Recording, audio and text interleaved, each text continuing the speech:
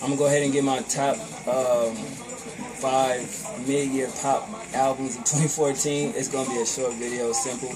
Number 5, Ed Sheeran with X. You know, I did fuck with that album. I bought it, of course. You know what I mean? Most of these albums, I think every album on this list I bought. So it's not because that they're on this list because I bought them, but I actually listened to them. And out of all the albums, you know what I mean, from what they say, pop or alternative pop, whatever you want to call it, definitely made the list for a reason or two. But Ed Sheeran X, it made the album basically, it barely made it. It just came out, and you know, I listened to the whole project. You know, from his first album Plus to this one, I can see that it's a little different. He's reached a little bit for certain things and in certain aspects of the album that I wish he wouldn't have put in there, like the rapping. That shit was horrible. But at the end of the day, it still was a cool album. For whatever you're looking for, if you're going through love or breakups or this type of party type, depressive type mood, I guess it's something on the album for you. I know it's a couple joints on there for me to go through what I'm going through with an ex right now and dealing with court and shit. So it's definitely some shit on there for me. But definitely number 5, Ed Sheeran. Coldplay with Ghost Stories, yet another album dealing with breakups. You know what I mean? I think this is going to be the year and summer for people making music through breakups. Even Robin Thicke just do an album called Paula because of the... Yeah, so definitely, man, a lot of this shit. Some people feel like it's depressing and can't listen to it, but Coldplay Ghost Stories, I fuck with that album. You know what I mean? Sometimes I wish I was an artist where if like you go through something just on that emotion, I can make music based off that, because regardless who you are, and even if you're a nobody, your music is going to transgress and be relatable to somebody out there because it's somebody that's going through what you're going through. It may not be a core, you know, people that's in your inner city or your friends, but it's somebody out there, you know what I mean, that can relate to your story. You know what I mean? And Coldplay with Ghost Stories, definitely, that whole project, you know what I mean? It's dope for the simple fact that Coldplay is a group.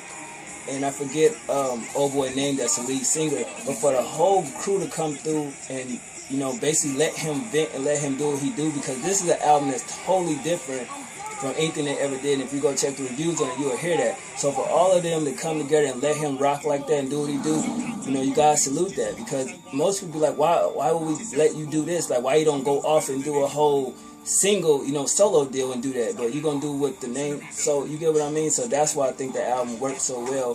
Some might say it's a sleeper, some might say it may flop, but I personally respect it. I personally can relate to it on a personal level. Moving on, number 3, Lily Allen with Jesus. Now, her album was cool. Based off the title alone, we know that's a Kanye rip, obviously.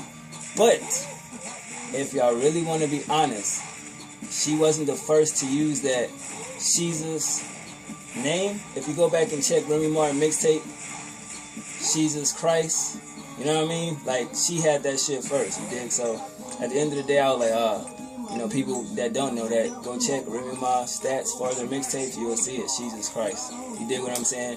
But Lily Allen basically came back from a hiatus, and she had a little impact or whatever, you know what I mean? Some of these people, I feel YouTube works for them, because like I really don't see none of their videos like on MTV or MTV Jams or no shit like that. But maybe if I go to their Vivo page or whatever, I mean, her song that she had put out, the single where she's getting at all of the Jesus, the self-titled single, you know, she's getting at people but then bigging them up.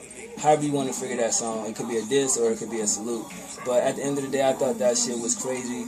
You know, it kind of made some kind of waves in the pop world. But other than that, it still was a cool album. You know, you get love, you get relationships, music, business, personal life, and all wrapped in one. So definitely Lily Allen Jesus was a good album. Lana Del Rey, Ultraviolence.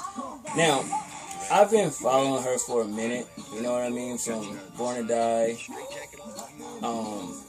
the mixtape she put out and everything like that. And a lot of people really don't understand her, and some people do, but they don't like the way how all her music has one tone, you know, and that's it. To me, her album sound like it can definitely go into a Del Toro movie. You know what I mean? I know the cat that always makes them one type of movie. Quentin Tarantino movie as well. I mean, Quentin Tarantino, the way he makes those type of movies. And a Rob Zombie type of movie as well. I think I said Rob Zombie, but they both heard this could be a soundtrack to one of their movies, because it's just monetizing the feel and like the scene. It's like if you listen to the first track, put on The Devil's Rejects, right? And play the last scene of the movie where they driving and then they see all the cops. Play that first song, mute the movie and play that, and see that shit doesn't intertwine together pretty much well. So Ultraviolence is definitely a good album. You know, I enjoyed it. You know, I never reviewed it, but at the end of the day, it is one of them joints where it's actually hard to get through. Pause. Like, it's difficult.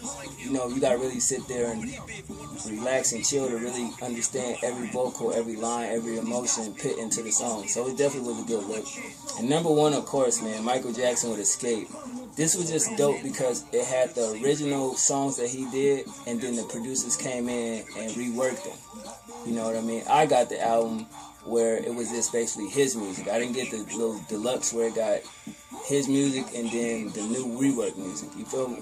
Some of the new shit to me is better than the way he did it. You know what I mean? But this definitely was a good album. The favorite song on there is Loving You. Like, that shit is just crazy. The new version of it, though. I listened to the old version because, of course, I burnt it. But the old version is cool, but the new version is better. And, you know what I mean? It just was a good album. It's the second album that they released since he passed away. His 5th anniversary of his death was just last month, 25th. I don't know how that slipped my mind. I just been going through some real shit, and I was like, fuck, man, like, that's crazy. How did I forget that? And I grew up on this, man.